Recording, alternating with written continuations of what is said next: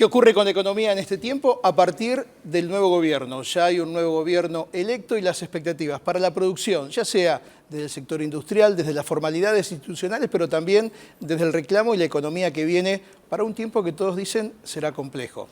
¿Cómo estará la educación ligada justamente a la producción? ¿Cómo hacemos para tener más ingenieros y menos abogados dentro de la formación universitaria del país? Algunos de los temas para hoy en Debate Industrial. Soy Néstor Esclausero y ya comenzamos a compartirlo.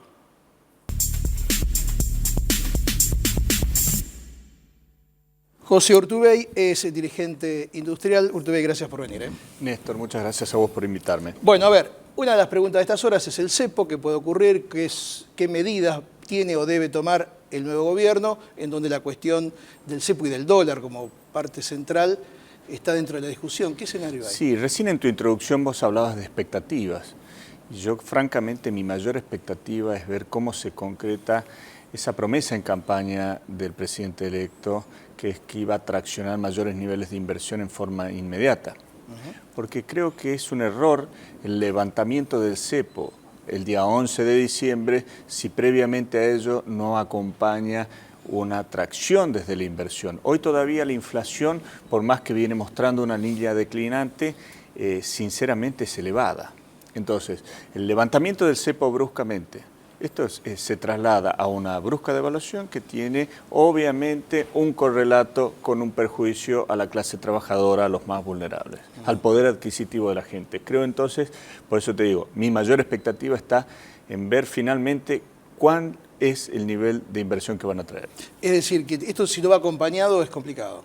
Digo, pero si no se acompaña la inversión. No te quepa ninguna duda. Ahora, esa inversión tiene que venir ¿desde dónde? Digamos, bueno, ¿son créditos, son capitales, internos? Yo creo que hay que dividir, y un poco la expectativa es en base a la promesa de campaña que hicieron. Es decir, por un lado tenés inversión extranjera directa, por otro lado tenés el ahorro de los argentinos que está fuera del sistema, que creo que hay que hacer toda una política de persuasión. El colchón, ese sería. El colchón. ¿El colchón nos salvó en el 2003, en parte? ¿O? Mira, en parte, pero creo que es un tema cultural, es mucho más fuerte, que viene arrastrándose de décadas en la Argentina, por el cual el argentino terminamos ahorrando en dólares y no volcándolo en el sistema. Y por último, creo que también hay un capítulo no menor de resolver el tema financiero internacional, resolver el capítulo holdout, que permita el financiamiento no solo al país, sino a las empresas a tasas razonables. ¿Esa tasa debiera ser cuánto? Bueno, por lo menos como son nuestros países, a lo que se están endeudando nuestros países vecinos, ya digo, Bolivia, Paraguay, Brasil, desde ya no más de un 5 o 6%. Hablan de un 9 como una cosa fantástica. Por eso podrá ir gradualmente bajando, pero por lo pronto ahí es donde digo, el shock, las correcciones que haya que hacerse en las variables económicas, el shock debe ser desde lo positivo, ver cómo podemos darle un shock de inversión, un shock de confianza, un shock institucional que acompañe a las correcciones de las variables económicas que haya que corregir. Macri vino hablando y se habló mucho de las economías regionales y lo que pasó en estos últimos 4 años, ¿no? En donde mucho se frenó, en donde no se generaron más puestos de trabajo, en donde se perdieron algunos mercados externos. ¿Qué hay que hacer para recuperar eso? Porque a veces los compradores están, las posibilidades de venta están. En primer término, yo creo que hay que trabajar en un concepto de competitividad sistémica, no solo anclarse en la variable tipo de cambio. Esto es un error histórico que en la historia económica argentina nos demostró que nos trajo muchos dolores de cabeza a todos.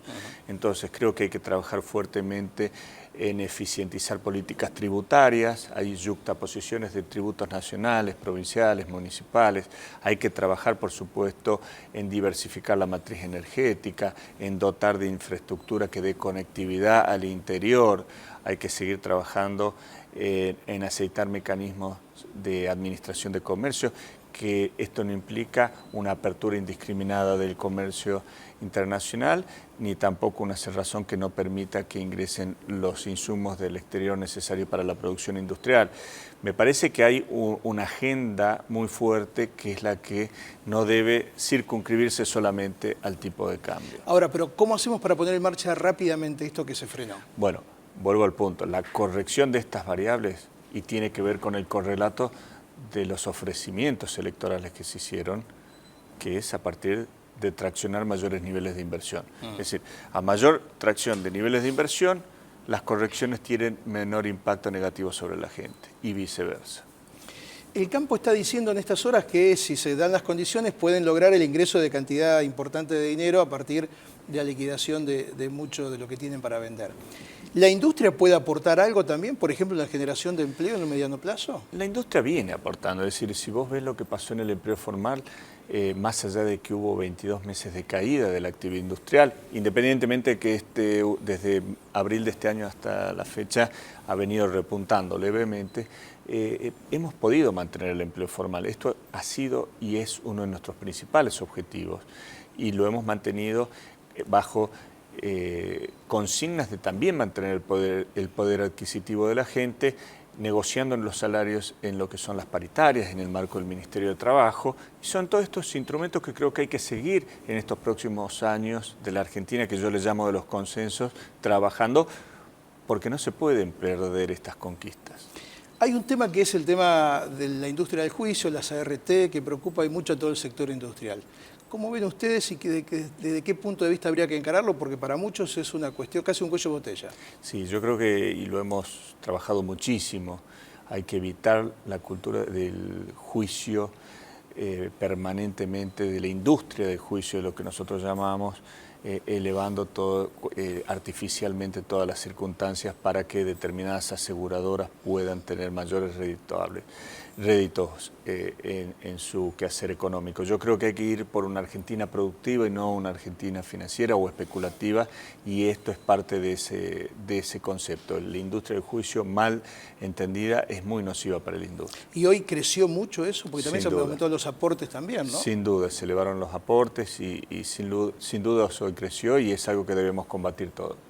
Desde el punto de vista de las expectativas sobre la producción y un ministerio y referentes en el lugar, ¿ustedes van viendo o ves que hay referentes de la producción en los nombres que está mencionando Macri? Bueno, querría ser prudente, hasta ahora no. Es decir, no he visto un referente, y es más, pero vuelvo al punto, me gustaría esperar a ver la ley de ministerios que se mande al Congreso o cómo lo termina de organizar. A mí me llama poderosamente la atención que no se esté mencionando un Ministerio de Industria. Pero bueno, quiero ser prudente, no quiero pecar de ansioso y esperar un poco a ver finalmente quiénes son los nombres y bajo qué concepto. ¿Se teme que haya una apertura de la economía que pueda perjudicar a la industria nacional? Creo que sería un grave error.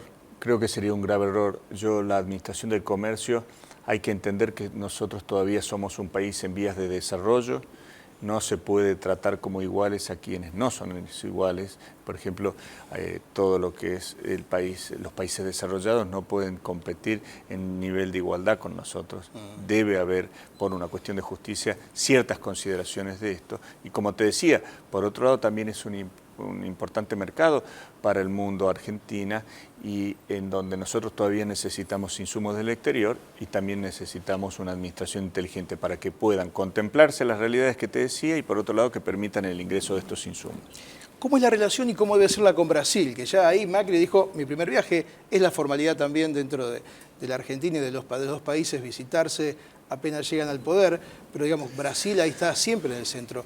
Hace unos años le vendíamos el 12% de lo que ellos importaban y hoy estamos a la mitad de eso. Sí. Bueno, Brasil primeramente creo que es nuestro principal socio y debe seguir siendo nuestro principal socio. El Mercosur es el mercado sobre el cual tenemos que seguir operando y a partir de él salir al mundo. Desde ya que viene con una situación económica muy compleja Brasil, con una caída de la actividad industrial fenomenal.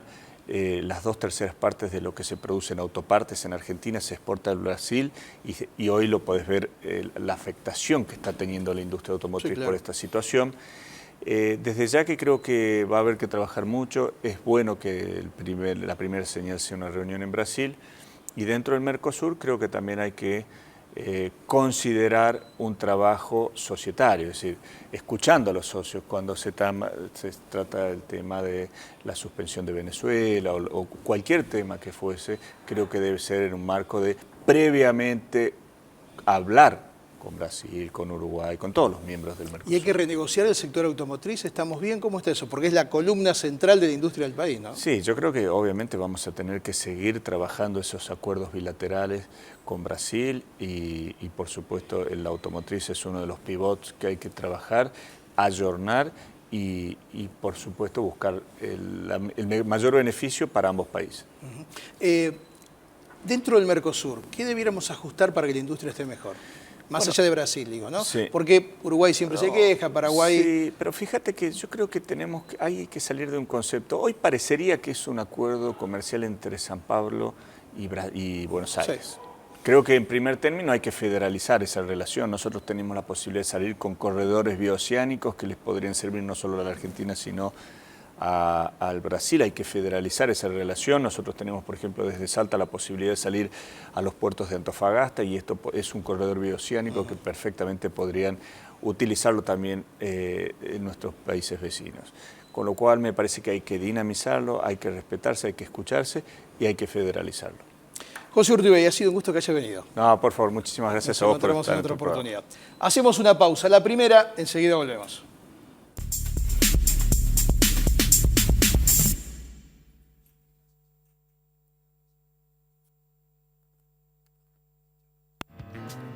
Para las próximas vacaciones, los hoteles Howard Johnson ofrecen promociones especiales. 0810-122-4656. 0810-122-4656. Howard Johnson makes you feel at home.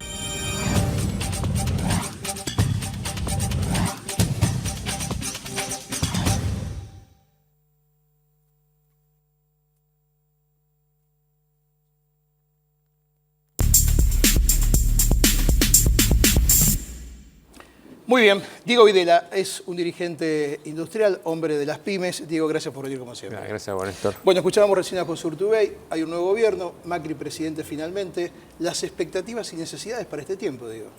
Mira, a mí lo primero que me sorprende es que un gobierno que ha obtenido casi 13 millones de votos no haya modificado de entrada las expectativas. Algo sucedió porque cayó la bolsa, el dólar no bajó. Hay que ver, analizar eso y yo creo que para la gente está esperando el 10 de diciembre para hacer el cambio de expectativas, porque hay un mejor humor, hay como una... Vos decís que desde el punto de vista financiero y de los números eso no se modificó. Como el punto de vista que la gente no modificó. Y acá yo creo que hay temas a resolver muy importantes y uno es el que habló José, que es el tema del cepo. El cepo no lo puedes levantar bajo ninguna manera, a lo menos que tengas otra cantidad de reservas a las que dicen que hay. Yo no sé los números de reservas que hay y creo que tampoco lo sabe el gobierno electo, pero si hubiera la cantidad de reservas que hay, 3.000 millones de dólares o menos, abrir el cepo es imposible. Es más, yo lo acotaría más al cepo. Trataría de hasta que haya una cifra, Bain decía que había que tener 40.000 millones de dólares para abrir el cepo, a lo mejor es un poco menos, yo lo acotaría a el dólar, sobre todo al dólar ahorro, porque este gobierno trae confianza, un gobierno nuevo, la gente no debería ahorrar en dólares. Eso sí, estamos en Argentina, Pues es una cuestión cultural que... un país monetario. No, sí, hay que empezar Entonces, es difícil decir, no, mirá, este gobierno, pero realmente un gobierno que viene con un apoyo muy importante de 13 millones de votos, debería decir, bueno, el dólar ahorro lo vamos ahora por 5 o 6 meses a tenerlo hasta $2.000, hasta la gente que tiene menos posibilidad de invertir en otras cosas, bajarlo, porque lo que necesita hoy la Argentina son dólares. Si vos sabés en el mercado interno hay, porque el famoso colchón que decía Urtubey existe, ya no solo es dinero que está en el exterior, sino que es un dinero que está acá a la vuelta y que tantas veces nos salvó por esta cuestión cultural de ahorrar en dólares. Entonces, el mercado inmobiliario está parado hace tiempo. Sí. Y esa gente, ese dinero está para invertir, ¿no? Está para reaccionar al mercado inmobiliario. Y está para reaccionar a la Argentina.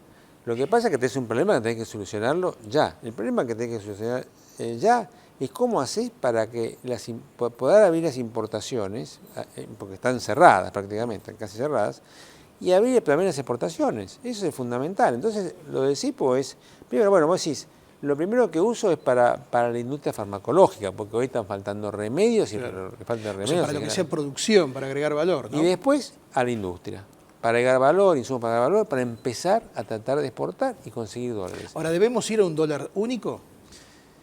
Como estado ideal, digamos. Yo creo que sí, creo que hay una medida también que es importante, que dice que van a tomar, que bajar retenciones, que a la industria obviamente no le conviene, porque esos impuestos van a caer, en algún lugar van a caer, pero es bueno porque los productores, si vos le bajar retenciones, se le hace un dólar de 12, ponerle 10, 11, como hablan 12, 12, ahí tiene un valor pleno y ahí van a liquidar no todo, la mitad. Y si ahora que son 7.000 o 6.000, 7.000 millones de dólares que hay acopiado, Serían 3.000 millones que entrarían 3.500 rápidamente. que entra rápidamente. Claro, que esto es eso. fundamental para esta primera Es un etapa del oxígeno gobierno. importante. Y ya, tienen que tomar la medida el 11 de diciembre. Lo que pasa es que en el campo, en las retenciones, viste que no es lo mismo la soja que el trigo o hasta el propio maíz, que a veces no es conveniente. La gente que siembra maíz pierde plata. Sí. Si bajar la retención del maíz, también le va a beneficiar la parte de todo lo que es ganadería, porque Son los alimentos de la carne eso que se mete la vendemos, carne. ¿no? Eso Está va a bien. ser bueno también, porque bajas un poco los costos de la ganadería y le da más chance de crecer. Yo creo que las medidas son buenas, pero esa primera medida que la industria la va a sufrir y que algunos otros sectores la van a sufrir, porque la baja de retenciones va a ser importante, y me parece a mí, como industrial, que tiene que ser así. Pero más allá de esto, también hay que tomar otra serie de medidas, como es que anunciar un Ministerio de la Industria, Néstor, porque un país que no tiene industria, no tiene futuro. Y si vos, no es lo mismo un Ministerio de Desarrollo que un Ministerio de la Industria. Sí, claro.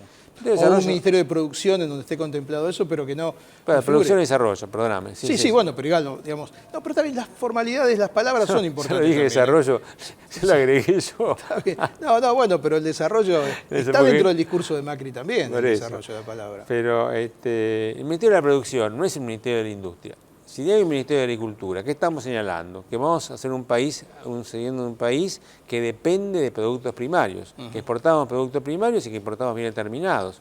Eso hace 200 años esa matriz. Entonces tenemos que decir, no, vamos a un Ministerio de la Industria, que hable, que se siente con el Ministerio con el Ministro de Energía, que se siente con el Ministro de Agricultura, que se siente con el Ministerio de Trabajo. No me parece mal este esquema que ha ideado el gobierno, el nuevo gobierno, el gobierno electo, de tener un gabinete económico. Me parece que lo que no se puede repetir es que cuando venga, si hay inversión, lo que no se puede repetir es lo de la década del 80, de la década del 90. No tengo nada que ver con el discurso de candidato del Frente para la Victoria.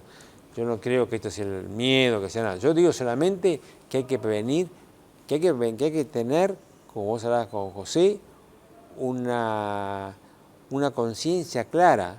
Dos cosas, que la devaluación licúa el salario de trabajadores. Y si licúa el salario de trabajadores, tenés dos problemas. Trabajadores que van a exigir tener un mejor sueldo. Bajando impuestos a las ganancias, le vas a subir un poco el sueldo. Si no, hacer menos consumo también.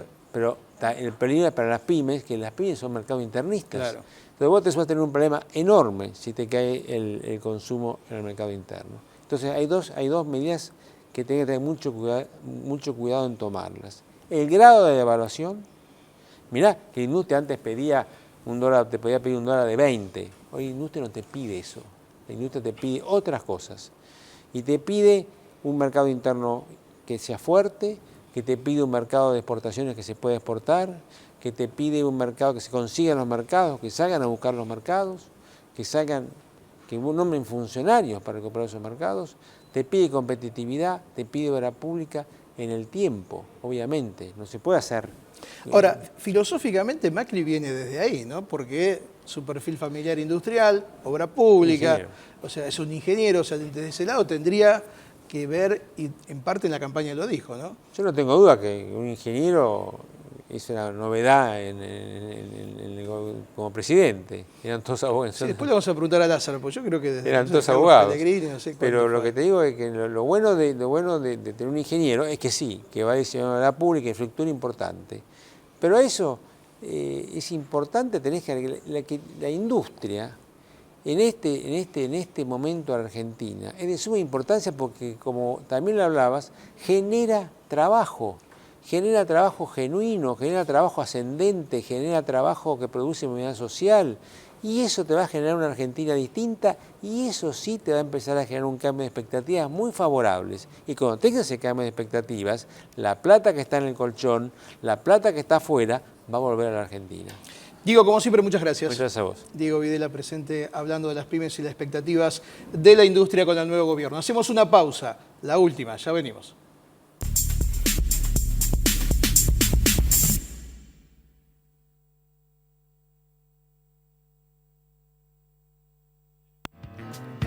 Para las próximas vacaciones, los hoteles Howard Johnson ofrecen promociones especiales.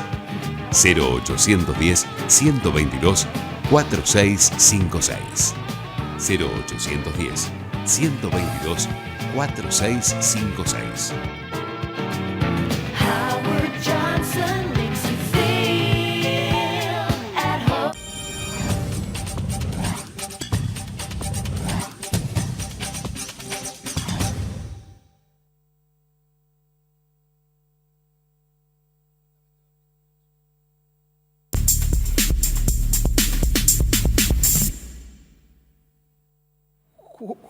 Juan Antonio Lázara es el director de la Guía Estudiante que estamos viendo allí y un poco hablar de lo que habitualmente hacemos, ¿no? ¿Cómo estás, Juan? Bienvenido. ¿Qué tal, Néstor? Bueno, a ver, hablábamos recién, ¿cuánto tiempo hace que no tenemos un presidente ingeniero como ahora con Macri? Bueno, el último ingeniero que fue un gran presidente fue el periodo 1932-1938, Agustín P. Justo, que iba a ser destinado al Perón Bueno. Iba a ser el Perón Bueno, ¿no? Pero falleció en la campaña presidencial siguiente. Desarrolló las rutas nacionales, una enorme cantidad de infraestructura, los principales edificios que vos ves en Buenos Aires, fíjate la fecha, Banco Nación, Ministerio de Economía, Banco Hipotecario, 1938, 39, 1936, dentro del periodo, o un par de años después del periodo de Justo. Ah, mira. ¿Y antes de eso? Y antes de eso, la obra pública... Digamos, ¿qué otro ingeniero tuvimos? Tuvimos 3 días el ingeniero Puerta, un día, ¿no? Pero Sí, antes bueno, no tuvimos ingenieros, la cuestión era... O sea que de la época moderna Macri sería el primer ingeniero que tenemos. Pero no como solo presidente. yo, más allá de las banderías políticas, es histórico porque es el primer presidente no populista, que no es ni radical ni peronista, ¿no? Realmente es un salto cualitativo. Yo estuve en el Obelisco con un tío mío de 92 años y lloraba de emoción porque se aguantó 70 años de peronismo. Me decían, vos imagínate aguantar un gobierno autoritario durante 70 años. Yo creía que no lo iba a ver y lo pudo ver. Y dentro de las universidades vos decís que la política también estuvo muy presente en todo este tiempo. En todo este tiempo y en la primera época de Perón, cuando los profesores, cuando eran comunistas, socialistas, izquierdistas, liberales, conservadores, fueron echados de la universidad. El kirchnerismo en realidad es un revival de esa época, en donde hemos visto en la campaña cómo se amenazaba a la gente que no votaba a Scioli. Y en mi época universitaria yo tuve sobresalientes profesores, y le quiero mandar un homenaje al profesor Pablo Riesnik del Partido Obrero, trotskista. Él militaba en la universidad, pero conocía de pe a pa a Carlos Marx. Estoy en otra universidad que son liberales, ¿no? Conocen a Hayek en el idioma original, digamos que... Hay una manera de hacer política de calidad, conociendo de qué estamos hablando. ¿Hay buenos edificios y mala calidad en los profesores dentro de las universidades? Y se han creado un montón de universidades y vos bien sabés que podemos crear edificios, inaugurar edificios de baja calidad, ¿no? Pero después hay que meter aparatos y profesores, y eso es lo difícil de encontrar. ¿Y se le paga bien a esos profesores? Bueno, hay un desfasaje muy grande que en otra oportunidad, si querés, podemos hablar, la corrupción en la universidad, el desfasaje que hay entre la clase dirigente, es decir, los rectores, decanos, que no llegaron por concurso sino por acomodo y que tienen salarios altísimos, y los profesores de carrera, que, bueno, con la inflación los salarios se fueron atrasando. Es decir, yo defiendo la política en la universidad, pero la política de calidad, no la política partidaria. La política de calidad. ¿Queremos ser marxistas? Bueno, vamos a estudiar a Marx. Vamos a estudiar en su lengua original, vamos a comparar textos, pero no una cosa chapucera de hablar de libertad o dependencia o preocuparnos por solidarizarnos con Burkina Faso cuando tenemos la calle de tierra alrededor. Eso yo lo viví también en mi época. Había que ser solidario con Nicaragua cuando un título te tardaba 4 años. Te sigue tardando 4 años en el trámite de un título universitario. Entonces, hagamos política, pero que le dé soluciones a la gente. Yo estoy muy ilusionado y no tengo nada que ver con la política partidaria, ni soy del PRO, ni de nada, pero ojalá empecemos a hacer política realmente seria, ¿no? Buscarle soluciones a la gente. La política debe ser, tenemos que hacer un aeropuerto más. ¿Cómo conviene hacerlo? ¿Acá o allá? Entonces ahí viene la discusión política, pero no chicañarnos. Esa es la ilusión que yo tengo, espero no sentirme defraudado, ¿no? La ilusión tuya además va en que vos creés que este gobierno que comienza debe hacer qué dentro de las universidades. Ojo, en las públicas, pero también en las privadas, porque forma parte del sistema, ¿no? Bueno, ahí hubo progresos en el ámbito universitario, vivimos en el reino de la cantidad, hay más de todo, tenemos más universidades, más estudiantes. El gran desafío, como decía René Guénon, el filósofo francés, es la calidad. Hay más de todo, tenemos más autos, tenemos más de todo, ¿no? Pero de inferior calidad. El desafío es la calidad, no seguir aumentando las universidades por una cuestión partidaria y política. Y te quiero decir, hay universidades que no quisiera dar nombre para no ofender a ningún amigo, que tienen nombres de políticos. O sea que, imagínate que vos sos comunista y tenés que ir a una universidad que se llame, no sé, Adam Smith, o al revés, ¿no? Que vos tenés otras ideas y tenés que... o sea, no debiera estar lo partidario, ni siquiera en el nombre de una universidad. Tiene que ser algo neutral, me parece a mí. Y yo fui educado en la tolerancia. En la mesa familiar mía había muchas discusiones, tenía tíos marxistas, anarquistas, liberales, ¿no? Y era muy lindo ver esa discusión. Pero cuando se hace la cosa chabacana, partidaria... ¿Cuánto crees vos que eso puede o ha impactado en lo que es la educación y la formación en sí? No, más allá de la discusión política dentro de las universidades, ¿cómo crees vos que impactó en este tiempo eso? Mucho, mucho. La clase política está degradada en Argentina porque en mi época, o sea, hace 35 años, cuando volvió la democracia, los militantes no eran los mejores alumnos, eran los peores. ¿Quiénes militaban en la universidad? No sé cómo será ahora, pero en mi época, yo estudié en la Universidad de Buenos Aires, grado, posgrado, maestría, doctorado, especialización. En mi época los que militaban eran los vagos, no eran los tipos que se lucían. Después, no sé, ellos eran los que prosperaban, llegaban a un carguito, diputado, asesor, diputado, y después llegaban a dirigir el país. Y llegaron a dirigir el país gente con escasa formación. Pedirle el currículum a un funcionario, ¿no? Yo vi los nombramientos recientes, me parece que más allá de la afiliación les pedían a ver qué trayectoria tiene un funcionario. Sí, hay que encontrar el mix, ¿no? Entre lo que es la adaptación a los tiempos políticos y esa historia. Sí, Esperemos pero la unidad básica, el comité le ha hecho mucho mal, porque es gente medio mediocre, con poca formación, más interesada en apurar, apretar a la gente que en formarse, instruirse y dar soluciones. Esperemos que venga un mejor tiempo. Juan, como siempre, muchas gracias. Muchas gracias, Néstor. Llegamos al final del encuentro de hoy. Estaremos la próxima semana con más debate industrial. Gracias por elegirnos.